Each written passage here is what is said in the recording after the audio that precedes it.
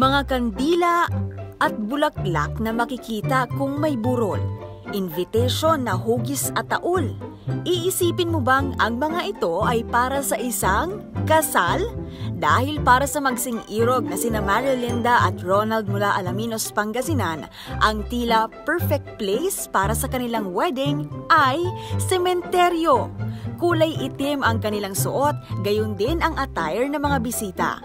Itim na gown at belo para sa bride at itim na suit para sa groom. Ang mga abay sa kasal, lahat ay itim din ang suot na damit. Ang karwaheng nagsilbing bridal car, mayroon pang ataul sa loob. Pagbabahagi ng groom na si Ronald, tila sumisimbolo raw ang kulay itim sa kanyang pagkatao. Iniugnay niya rin ito sa kanyang hilig sa rock music.